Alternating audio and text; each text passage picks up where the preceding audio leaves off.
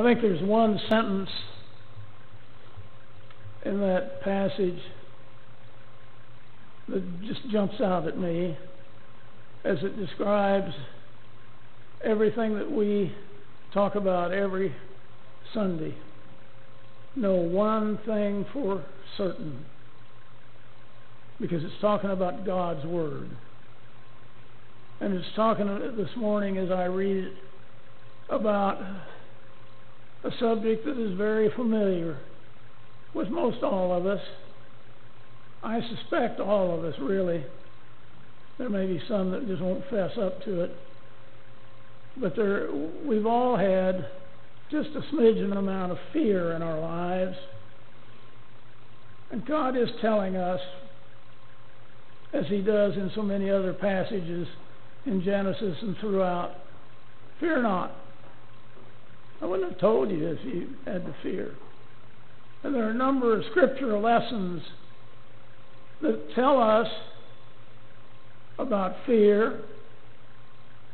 And I've preached sermons, as other pastors have, and motivators and all the rest, about how to get a grip on your fear, how to handle your fear, how to deal with it. And last week, I told you I was going to preach on fear, but you may not have heard what I really said. I didn't say I was going to tell you how to get a grip on your fear or handle your fear when you got it. I'm going to tell you how to avoid fear. Wouldn't that be neat? You never, ever have to have fear again.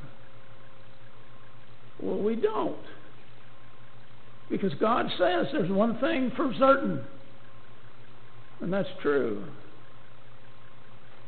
So I want to talk about how we're going to avoid having that most dreadful and often felt emotion.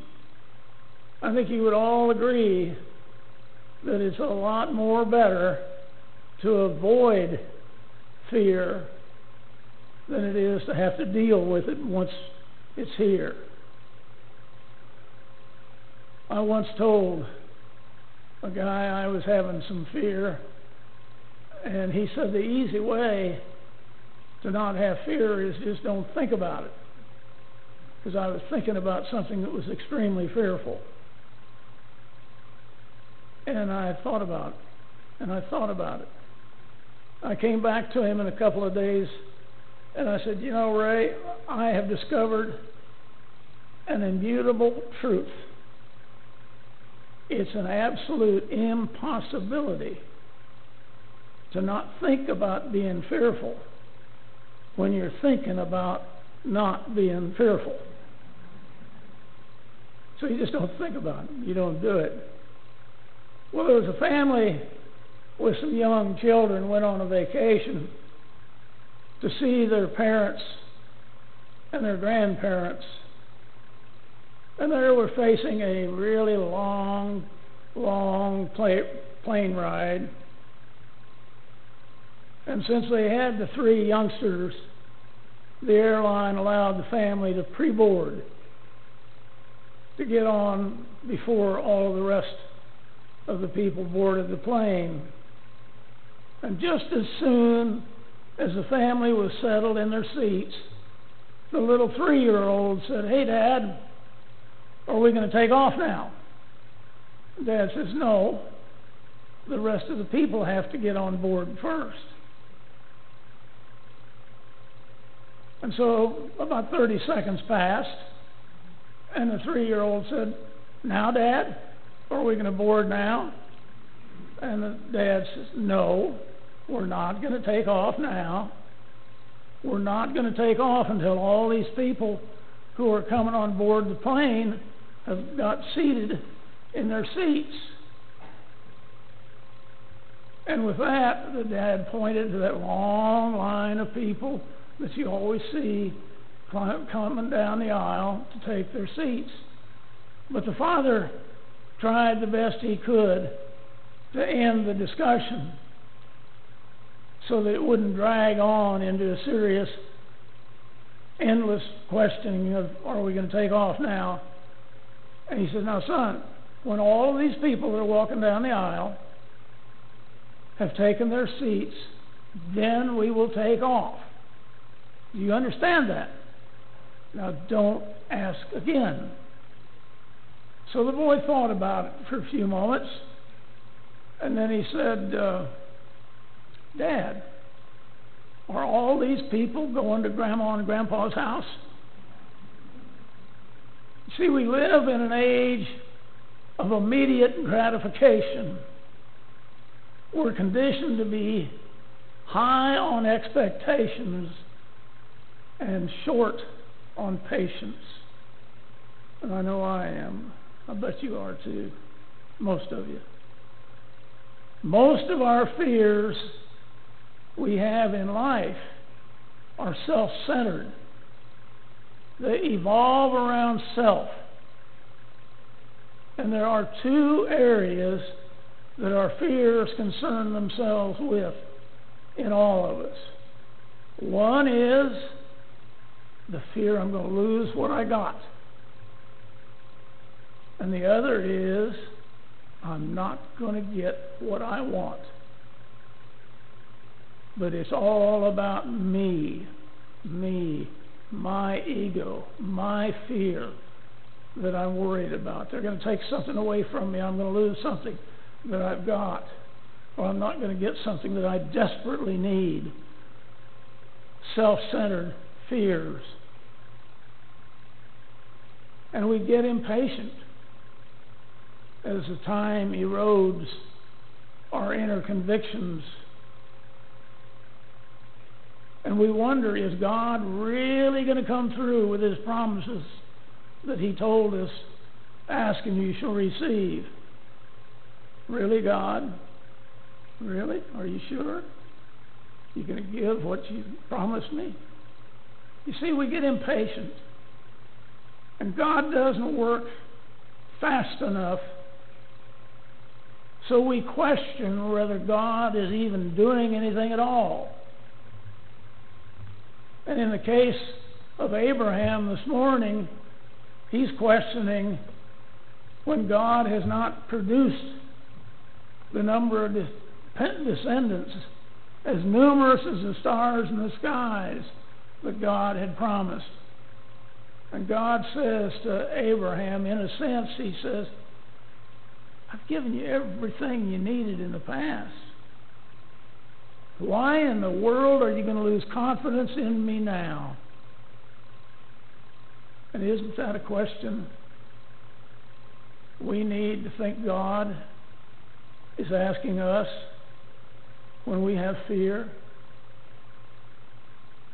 Hey, kid, I've given you everything that you needed in the past. Whenever you've turned to me, I've been there. Why are you going to lose confidence in me now? We all need to remember that the things that God has done in the past provide the assurance that God is going to do in the now what He said He would do.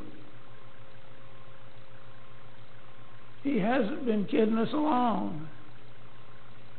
Remembering their past, the people of Israel were always left hopeful about what might come next.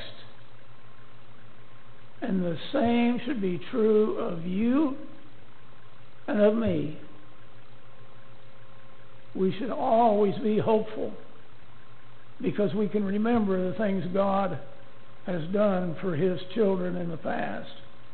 Whether it's us or somebody else, we know God has done it. And He's not going to let us down now. And knowing that God has produced these things in the past tells us not only that He will give those things to us that He's promised now in the now, but He's going to take care of us in the future.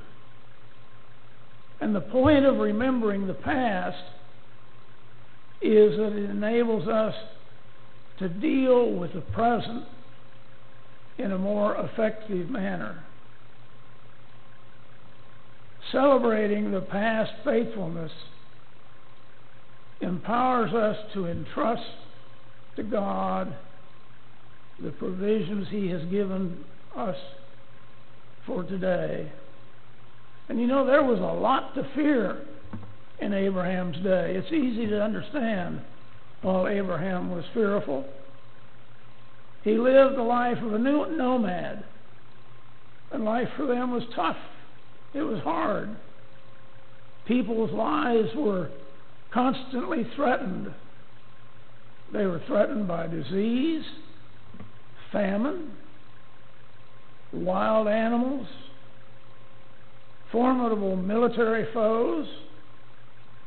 But God always said, "Fear not, and you will be greatly rewarded." Think of that a minute. Fear not, and be greatly rewarded. Wow. Wouldn't life without fear be a marvelous thing? Peace and serenity always, calmness, never having any fear. And so that's what God says. Fear not, and you will be greatly rewarded. You won't have any fear. You will be able to enjoy life like it was intended to be enjoyed. And so Abraham placed his faith in God, and he put his trust in God's provision for his life. And sometimes we underestimate God's ability to provide for us. In fact, there are times when we seek God's blessings in the form of the superficial and the trivial. And I'm not sure God's really interested in whether I get a nice new blue shiny car or not. I'm not sure about that. I think God has deeper things that He's more concerned with in my life and in my fears. But God's reward goes beyond our limited expectations. And we find as we look over our lives that we really have been rewarded at the deepest level, even when our trust is at the shakiest and at the most misguided. We can and we do receive God's blessing. God's blessings, God's rewards can come to you if only you will trust God. So let go and let God and trust God. When we have experienced God's goodness in the past, we are able to trust in God's provision in the now. He will take care of us now. I have a clock at home that every number of the minutes around the clock has the word now. So no matter what time of the day I look at it, I'm in the now. And everything is okay right now. I don't have to fear.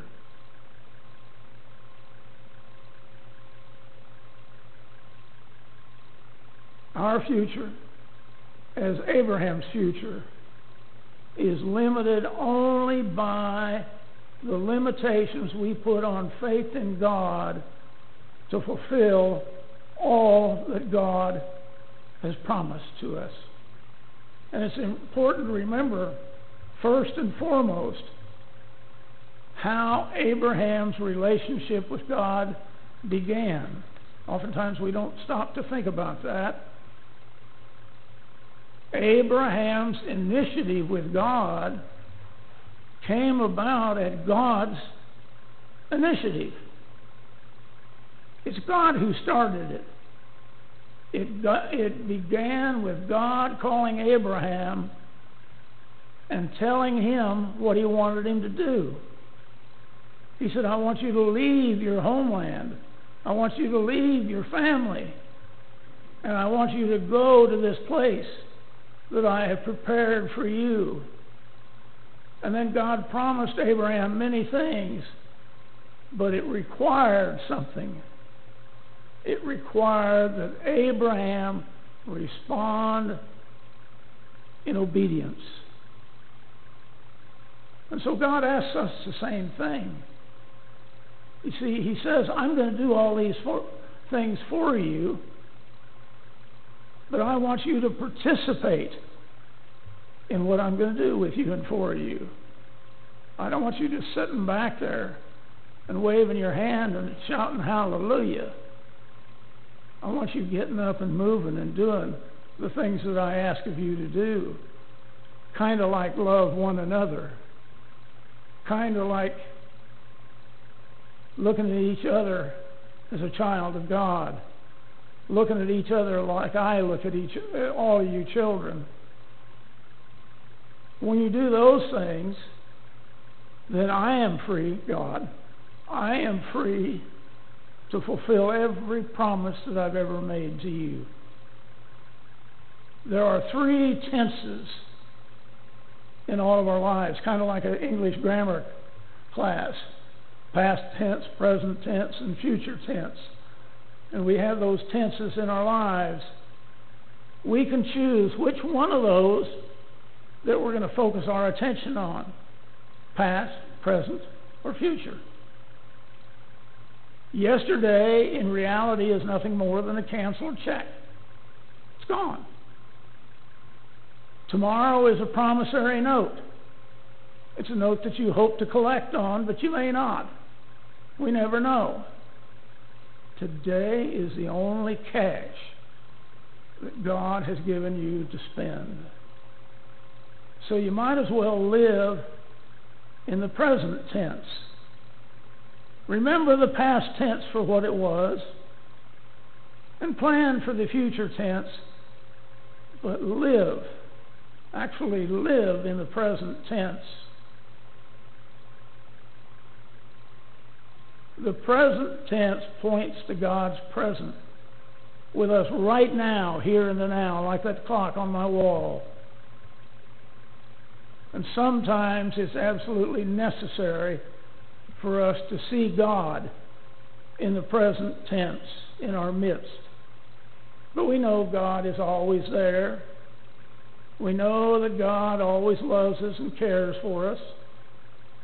And when we learn to trust in God's care, we actually discover the joy and the peace that God always intended for us. And the future points us to that which lies ahead of all of us. God has promised to provide for us and to carry us even to the next life. Our future with God is not limited by what we have known in this world, but our trust in that future, is secured by our experience of God's goodness and faithfulness in every step of our journey up until now. We know that it will happen. God's promise that He made to Abraham goes with us, with you, and with me, even now. And it is this promise: fear not, I am your shield. Your reward will be very great. See that? Fear not, and you'll have a wonderful life. Fear not. A poem that was later put to music and was sung so beautifully by Sharon this morning gives us a sample of a real expression of faith. That's that song, that wonderful song, His eye is on the sparrow. Why should I feel discouraged? Why should the shadows come? Why should this heart be lonely and long for heaven and home? When Jesus is my portion, my constant friend is He. His eye is on the sparrow, and I know He watches me. I sing because I'm happy. I sing because I'm free. For His eye is on the sparrow, and I know He watches me. Let not your heart be troubled. His tender word I hear, and resting on His goodness, I lose my doubts and fears. Resting on His goodness, I lose my doubts and fears. Though by the path He pleadeth, but one step I may see, His eye is on the sparrow, and I know He watches me. It's simple, really. Only one thing keeps us bound by fear, and that is our lack of faith in God. It is time to let go of all the fears and trust in God. We can learn how to not be afraid. But to learn that, we have to remember, if it is to be, it is up to me. Amen.